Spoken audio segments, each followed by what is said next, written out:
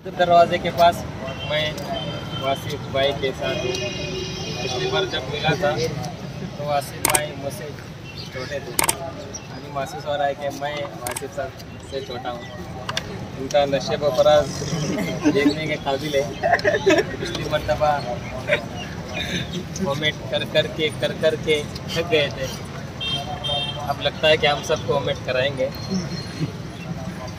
माशाल्लाह बड़ी कायनात में वसात आई है और नशे में फराज साफ झलक रहे हैं। चेहरे पर भी माशाल्लाह गुल कोंडा किले की तरह उभरते हुए कार हैं। और ये सदर दरवाज़ा है जहाँ से आलमगीर रहमतुल्लाह अलैह ने फतह हासिल की थी। ये सदर दरवाज़ा है। फिर यहाँ से आप देख सकते हैं कि पूरे नशे में फराज पूरे ज़मीन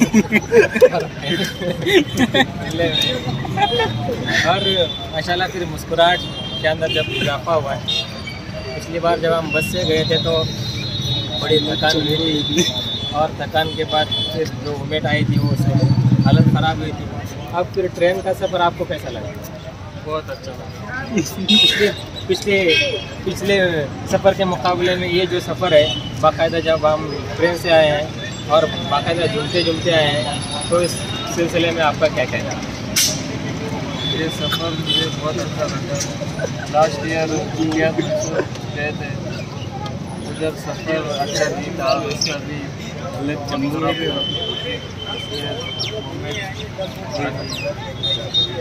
वो एक दर्द भरी कहानी है।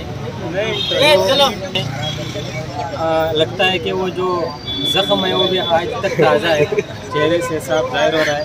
खैर हम फिर बातें करेंगे, अभी जाने का वक्त है। अब यहीं पर वीडियो ख़त्म करते हैं, फिर इंशाल्लाह फिर बातें करेंगे हम। बड़ा वक्त पड़ा है हमारे पास और बड़ी सेहत भी माशाल्लाह है, वो भी बड़ा है। सारी बातें हम बाद में करेंगे।